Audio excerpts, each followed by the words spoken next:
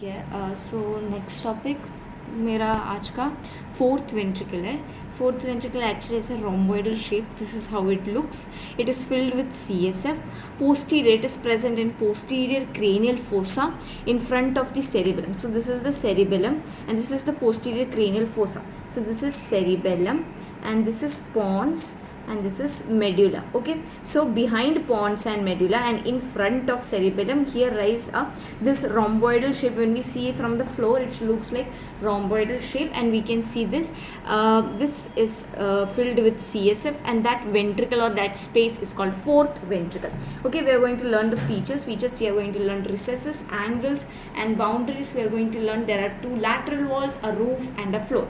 Okay, and for clinical we are going to, you can write any clinical. Internal hydrocephalus is a clinical or a part clinical correlation of all the ventricles. You can write it for all of them. Recesses, now this is how the ventricle recesses looks like, which are small extensions to other compartments. So there are two lateral recesses, two dorsal lateral recesses and one dorsomedian recess or median dorsal recess. Okay, now these two lateral recesses, they project into foramen of Luschka. Okay, these are two foramen through which it is connected to the upper third ventricles and all. Okay, the foramen of Luschka and foramen of Luschka. These are the two lateral apertures through which to which these recesses are extending. Then two lateral dorsal recesses, they are extending into the core of the cerebellum, that is the white core of the cerebellum, that is white matter of the cerebellum. And then there is one median dorsal recess or the one dorsomedian recess. It lies above the inferior medullary velum. So here lies somewhere lies the inferior medullary velum. So above that lies the dorsomedian recess. Then comes angles of fourth ventricle: superior angle, inferior angle and two lateral angle. Two lateral angle, they are same as that lateral recesses are which are present. Inferior angle, it is continuous with, see, this is the inferior angle, it is continuous with the central canal of medulla, and this is the superior angle which is continuous with the cerebral aqueduct of midbrain. Okay, so cerebral aqueduct of midbrain, and here it is laterally lateral recesses and inferior angle central canal of medulla. Then comes to boundaries.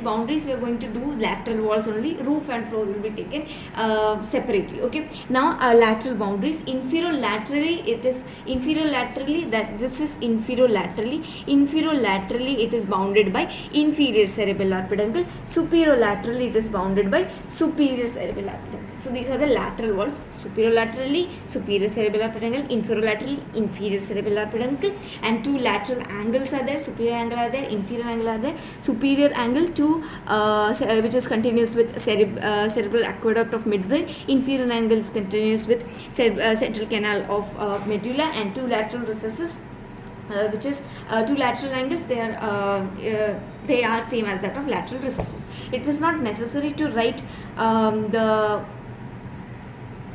explanation of all these part. You can just mention or just enumerate these topics, and after that the main focus should be given to roof and the floor. Thank you.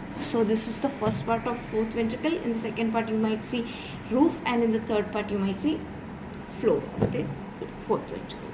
Thank you.